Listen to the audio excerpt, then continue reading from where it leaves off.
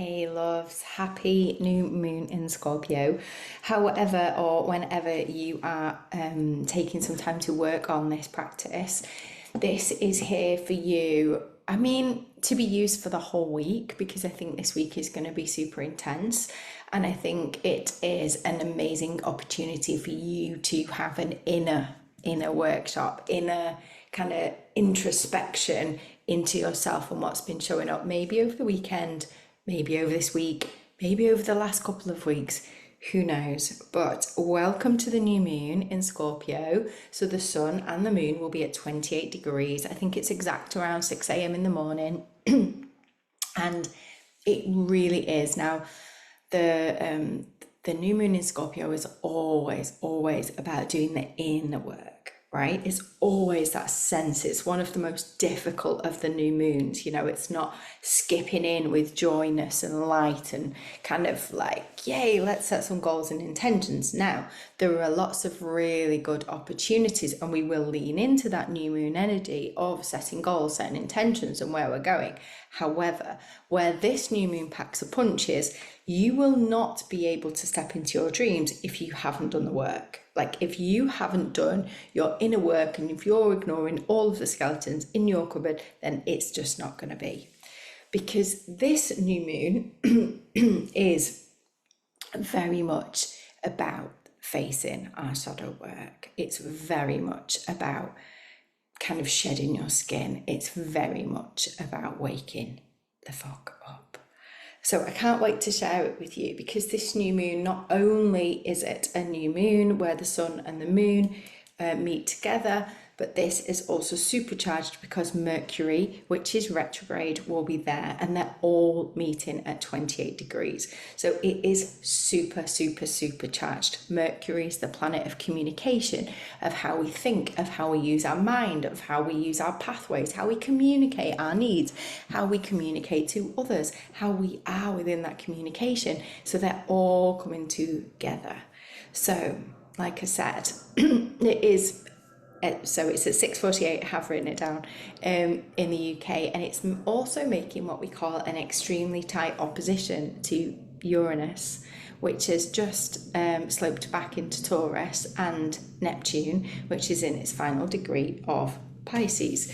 So, you know, we have so much about doing inner work, deep introspection. If you want to go for your dreams, you've got to face your fears in order to get there. So in reality, if we're not slowing down, very much from the same aspect of that kind of super full moon that we had in Taurus, if you'll really remind me that the core kind of message from that full moon 2 weeks ago was about slowing down.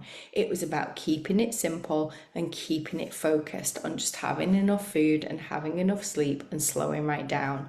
And in reality, Mercury retrograde and this new moon in Scorpio is also that same invitation. And that same invitation is around, if you want to unjumble all of the emotions, all the sensations, everything that's happening within your mind and your body, then that very much is about slowing down. Because what we think we're feeling, we might not necessarily be feeling, but we need to take that time and that soul searching and that kind of like really kind of deep introspection of what am I truly feeling? What am I really honestly kind of bringing to the party here? You know, rather than going with the first kind of emotional response, it's about slowing down, and it's about really feeling into maybe where this comes from. So, you know, Scorpio is all about, it's about past pain, it's about past hurts, it's a lot of shame, guilt, it's around sex, intimacy around sex. And, you know, let's hope that this new moon is around that realization of where society has pushed guilt and shame for the things that we may have done previously in relationships. Maybe that's coming up, you know. But Scorpio's also about shared money. It's also about secrets. It's about the secrets that we have from others, but maybe also the secrets that we have for ourselves. And I feel like there's a lot of that will be kind of showing up in the world stage as well. I think just ultimately this, my solar kind of return, because my birthday, is quite auspicious actually to to have a birthday on a new moon. But this one's a wild one, isn't it? An opportunity to do some more deep inner work, of this kind of shadow work and this opportunity. So just know it's going to be wild, right? It's going to be an opportunity for you to really sit with. So take a look at where Scorpio is within your chart. If you don't know your chart, you can't remember, drop me a little message, we can have a look. Seeing the themes and the everything that's showing up around your chart and where that is within your chart. Now, that opportunity to really look, and maybe it isn't all showing up in that area, because Mercury retrograde is also moving from Sagittarius, and then it's moving into Scorpio. So, other things may have been showing up within the house of Sagittarius around this Mercury retrograde as well. It's pretty intense. And we also have what's called a grand trine in water. And this is all about feelings and emotions and overwhelm. It's all about maybe feeling just too much. It's about passion, it's about focus. It might lead us to feel a bit jealous, a bit possessive. It might just feel so intense and so uncomfortable for some of those people. But for some of us that are like deep feelers anyway, we're like, keep it coming, keep it coming. So just see what's been showing up for you, see where it is. Really get into the themes. So I've got my little book here. I'm going to start with that, around the new moon in Scorpio. So really love this book because it goes through each moon placement and the moon placement of where you were born. And I lost it for a while and now I found it. So I love to talk about the feels of this. So on this moon, we deal with our irrational desires, our selfishness, all the parts of ourselves that we were taught to repress as early as kindergarten. It's important that during this process, which is best done alone, is not inflicted on others. So maybe being aware and being consciously aware of where we have been putting this onto other people, where we have been blaming other people for some of our actions. It's like listening to the voice that says, but that's irrational, that's wrong, that's not responsible, that's not the way it should be. About where we've been told to be a good girl, about where we've been told we can't feel that way. That voice may well be right, but if we shove the unreasonable feelings and we keep just, thinking that it's right, we'll never really uncover where that sabotage was. So we've got to really get into the rational voice about where we have maybe hate, where we have resent. And it's really important at this time to give space for all of those feelings to come out and acceptance of those feelings, because this moon is one of the best times for shadow work and the task of going down into one's psychological cellar, learning to love the most unacceptable parts of ourselves with no attempt to change it. Healing is not the point here, although it may come about that in its own way, but understanding is the point. It's the understanding of that about ourselves. It's not about doing the healing. The healing will come in time, because it's part of moving that behavior from the unconscious mind into the conscious mind, so that we can meet it with compassion and so that we can move it forward. So people born under this moon have rage, right? I do. I have quite a few. I've got quite a few, and most Scorpios do. We can carry quite a lot of rage, but more than often we might turn it back onto the inside. And so it's easy to handle that monster of rage. And rage is a very, very common emotion. But so often when you meet rage, you meet shame, because people do not allow us or invite us, firstly, as women, we're not allowed to have rage and have shame. And so maybe looking at where that's been showing up, because within the work that I do with my clients, there's been a lot of rage and shame showing up. So really thinking about that, because that rage and that shame is a really hidden message, because whatever is making you feel that rage and that shame, that's what you've got to fix. If you're jealous or annoyed or get really angry at another person, it's not about them, that's a mirror for you. So really looking into that. And, rather than have that monster, that rage kind of crouched in your unconscious, ignored and plotting, and it kind of comes out in this self-sabotage way, it's about really getting into understanding where that rage comes from, where that rage is active. And the heart of the rage moon person needs to be handled with care. So yes, it will always be accountable for its actions, but the skills for the self-awareness. It's about understanding why things are here. It's about having this clarity and this understanding within ourselves. And so, rather than lashing out at anyone, this is purely around understanding where this all comes from. And that really is the pure essence of the whole themes of this new moon. And so thinking around, this whole energy and what's been showing up for you and where that rage is and how you can sit with that, I just had a couple of moments of introspection for me and for where it was showing up for me. And I went to this beautiful book by Young Peblo. You probably know him. There's a lot of poems. A lot of people show a lot of his work. And you just open the page and the message just feels so poignant and so right. So when you're in an unavoidable situation that is frustrating or rage, treat your mental energy like a precious resource.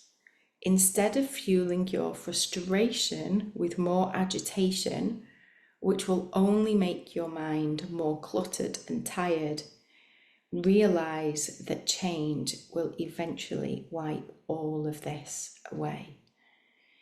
And so it is very similar to say, let's just take everything that is in that subconscious and then make ourselves aware of it. So yes, we can set an intention to heal it, but the healing isn't part of what we're doing this week. That's not what we're doing on this new moon. What we're doing on this new moon is understanding ourselves, is meeting ourselves with that compassion and meeting ourselves with wherever it has been showing up. So what I would love you to do is pop me on pause and think where this has been coming up and ask yourself the deep-rooted, sensitive question of, but where does this come from? What is this? So off you go. Okay, so welcome back. So like I said, there's a lot of other energies that are really pooling in to this. And so this extreme tight opposition to Uranus and Neptune, meaning this kind of 6 planets in water, is that pretty much we're all going to be feeling it. It's going to bring this intense emotion. Now, grand water trine. So we've got Jupiter in Cancer. We've got 3 planets in Scorpio, and then we've got 2 planets in Pisces. So, it's intense feelings, it's emotions, it's overwhelm. It might just feel like everything is too much. And so what I would really invite you to do is just feel those feelings. Just invite those feelings in. Ask them to show you the way. And yeah, you might have written down something there, but more might be there to show up. It's super, super, super intense. A grand water trine is like an emotional intensity. Now, some people say it's a portal, other areas of like maybe a consciousness, maybe it's a dimension shifter. It's like a vortex where you really see how you have been maybe disillusioned with certain things. Things will appear, they might rise, they might shapeshift, so really thinking what is coming up. And In Scorpio season, it's very much about the undercurrent of your life. It's very much about your subconscious, your shadows, your deepest secrets, your addictions, being honest with what our addictions are, our obsessions, our desires, and all of the things that perhaps we hide, we conceal, all of the things that can come along and damaging behavior, and that frustration. So, so above, so below, as within, so without, and everything that lies in between. This might feel raw. It might feel like a clear out. It might feel like we're releasing or pinpointing where that trauma came from. It might be really seeing our own pain, our own suffering. And if it resonates, maybe it's karmic, maybe it isn't, maybe it's just showing up. Now, for me, it's been around, losing things, it's been around grief, a lot of sadness around old friendships that maybe I've lost and then new friendships that are coming in. But that sadness of saying goodbye and how much I pour into those friendships, the grief from that, and their grief, and obviously it isn't just from that. I'm wise enough to see that grief, and every time I lose a friend, is that similar feeling for the parent that was absent, that I didn't have the opportunity to grieve for. It's sad, it's heavy, it's painful. But I avoid it. We do. That's what we do. We all avoid it. But I suppose the universe literally comes along and it whacks us around the head and says, you're going to see this, are you going to own it, and then are you going to integrate it? So part of it is just accepting that that's how you feel. And the more that we start to accept how we feel, then the more we can start to really use this energy to empower us. Whew, right, so it's not a light one, right? It's not a light one this month. So big thing is to take care of ourselves. And luckily we've got Jupiter in Cancer gone retrograde, which is also square to Chiron in Aries, which is self-care, ending the victimhood, and also, telling us around, take care of yourself, slow down in this time, just take yourself to bed take yourself to bed earlier, like step away from kind of the things that are draining you, the things that are not making you feel good, protect your own energy and just allow you to feel, super, super charged. So the other thing that I found was about the greatest love story within the universe. And it isn't about us, it's about the planets. And it's the most beautiful story of Jupiter and Earth, right? Two ancient beings who have been dancing together for over 4.6 billion years. So Jupiter is 318 times bigger than the Earth, and it's like a swirling giant made of storms and gas. And every day, countless asteroids and comets drift through the cosmos, and many set on a path that leads straight towards Earth. But Jupiter's immense gravity calls it to them and pulls them into its orbit, absorbing the impact before they ever reach us. And so in 1994, astronomers witnessed Jupiter take 21 comet impacts, each one more powerful enough to end all of the life on Earth. And because of Jupiter's protection, Earth has remained a sanctuary safe enough for billions of years. Jupiter takes up to 8 major impacts every year, and it silently shields us from cosmic bullets that are meant for us. So for 4.6 years, 6 billion years, Jupiter has been our unseen guardian, asking for nothing and protecting everything. And I think sometimes it's about remembering that while Jupiter is this benefic, really amazing planet, it's this sense. And where is Jupiter right now? It's in Cancer, all around self-care. So what is that really calling us to do, is to come back to our self-care, to come back to ourselves, to come back to where we are. And so really thinking that Jupiter has gone retrograde. So again, it can be more of an intense energy where we have to suffer, maybe we have to get ill. And it's so funny because I'm about to go away from my birthday, but obviously I'm trying to cram everything in, trying to cram my clients in. So what have I done? I've burnt myself out. I'm starting with a cold sore, and we do that. It's like, all right, I'll just work myself into an absolute oblivion before I go away. So then I'll be exhausted when I get there. That isn't really the point, is it? So again, it's about learning about that and just seeing where we are and what we are. Now, this now, what else have I got to tell you? What have I missed from my notes? So, yes, one big thing that I really wanted to talk about is the Mercury retrograde. Now, I've got the Mercury retrograde book, which is a really good basis, which is where I started years and years and years ago. And it talks around the Mercury retrograde in Scorpio. So, it might not sound like the most fun thing to do with your time, but now is the time to face your inner demons and get them under control, exactly like we've said. Therapy from an issue from your past can go deeper. Looking and maybe starting therapy is a good opportunity. Looking within rather than the world around you is likely to be more productive. So yeah, stop looking at everybody else and blaming everything else. Go inwards. Scorpio likes to dig under the surface of things, what's being glossed over or whitewashed. If there's any secrets in your life, Mercury retrograde will work to shine a light on them. It will be healing, although it might not feel it. There is a financial aspect. It's the ideal time to renegotiate financial partnerships.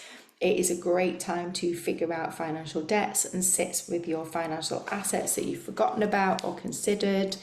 It's a really good time to do that. So dealing with old emotional time, it's a really great opportunity as well to focus on your sex life, wounds around that, focus on your debts, as I've already said, and be much more open to your intuition. This grand water trine is really lifting you, and obviously Saturn and Neptune in Pisces is all about our intuition and the guidelines of that. So that's where it is in Scorpio, but we've also got Mercury retrograde in Sagittarius. And so this is another opportunity to look at the bigger picture of your life. If your plans have become unstuck, or maybe you've been focusing too much on the details, maybe your timing has been off. Whatever is going on, it's about understanding that there's a larger plan for you and create a better and upgraded future. It's also the time to take discipline and step back and see how far you've come, because this is super, super lucky. So it is that poignance of like, look how far we've come this year. Like all of us have come so far. It's a great time to learn a language or set an intention for that, or also think about any other study. It's also a great opportunity to think about travel and where we travel and how that wants to look within your life. So, Mercury retrograde is a fast, kind of like heavy shadow when it starts in Sagittarius. It then moves through into Scorpio onto the 19th, which is the day before the new moon. So we might feel some confrontations. It might feel a little bit underhand. But this is like a portal to the next kind of level. It's all of in the spaces that we avoid, in the parts that we've been avoiding us to pop up. It's about seeing the magic from another point of view. And it's about realizing what happens when we dive into the magic. So as Mercury retrograde slides into Scorpio, it's then directly opposite Taurus in Uranus. So expect more shock, reality checks, and electrifying radiation. And this will be seen around in the world as well. It's an awareness shaker. It might be another wake-up call. Not that we've not had enough of that this year. But yeah, just kind of expect. Scorpio is about secrets, and Taurus is often about money, hidden money, sex, criminal money. It's about digging deep to find the truth, and we have to weave through that kind of pain. But we've also got Mars in Sagittarius as well, and this is like on a drive for truth. It's very much linked to the law and search for truth. It's like a crusade.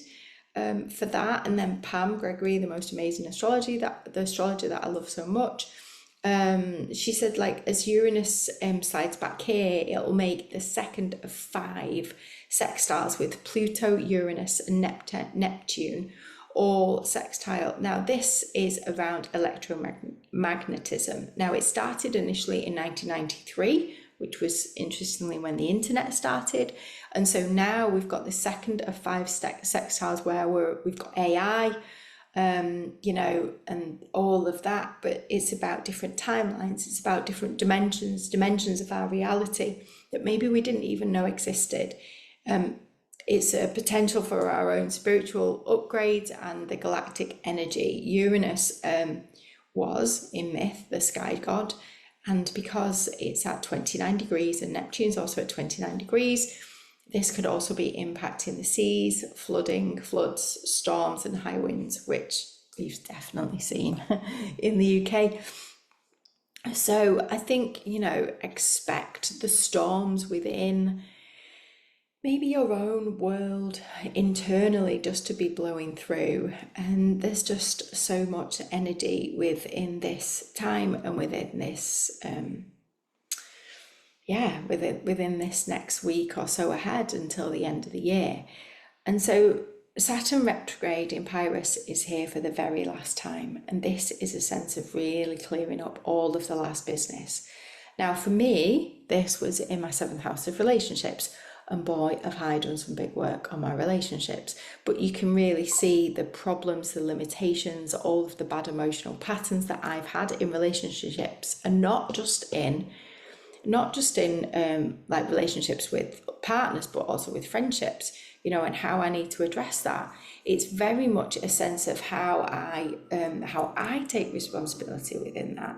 Now, this has been a 3-year transit, and outside of it, it's brought clarity and cleanliness into that area of your life. So look where Pisces is within your life, but you might still feel like there's a little bit of an ass whooping and a little bit of a final discipline check within this area of your chart and of your life. And so, this is that final clear out of that baggage. We won't have this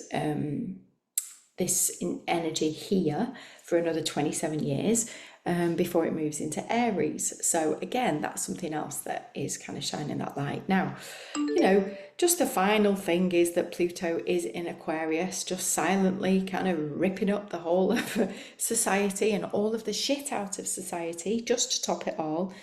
Pluto's transit through Aquarius has been exact there now for a year. And it's going to last until 2044. It moved in on the 20th of November, so we've had an exact year of Pluto in Aquarius, and this is profound transformations in society. There is power and the loss of that power, technology, but it's also about collective consciousness. It's about looking at the power dynamics, right? So thinking about power and the transformations within power.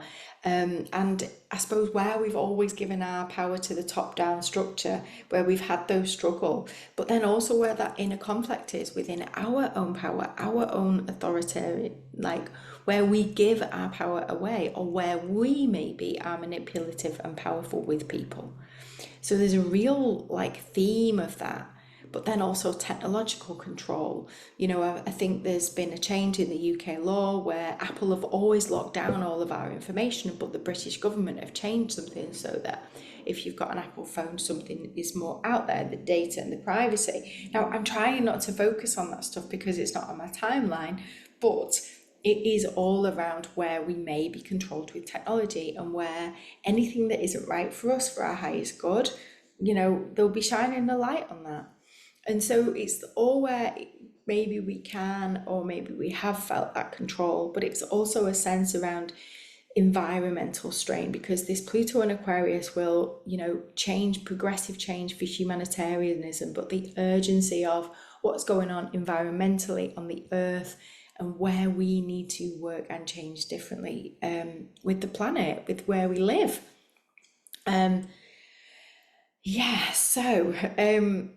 Pluto's transit through Aquarius, I mean, this is a long transit. We've got years. It's not all going to happen in the first 5 minutes, but in reality, what I want to say is, there's a lot of heavy themes going on. There's a lot going about, and we can all feel it and see it. So we need to take care of ourselves. So as we come to the kind of final part of the process where we remind ourselves of the seeds that we're planting, I'd like to say that under this new moon, the goals, the wishes, the dreams that we're setting, we are just planting them now. Because we've got all this work, all this heaviness, all this stuff. I don't want you to feel like you have this pressure to do that as well. So right now we're working just on the realization, then take the winter to heal, to take on some more healing, but then we start to work on these dreams and these seeds. So that leads me to the final part. Planting your seeds, planting your dreams, writing out your dreams and your wishes, so that we write them out, so that we set them. I want you to write them down, listening to what you want and where you're going. Write out, what is it that you want to start to plant, start to work towards, start to vision, start to draw into your life. Because the more we set these seeds, the more we have this opportunity for transformation. So take as long as you need and write out your dreams, set them on your altar, maybe redo your altar if that feels right for you, and just have them there knowing that that's what we're working towards. But right now, this month, this time, what we're focusing on is this inner work, this slowing down, and this opportunity to heal. So I hope you enjoyed that. I enjoyed creating it, as I always do, and I look forward to seeing you all in 2 weeks for the full moon in Gemini. Lots of love.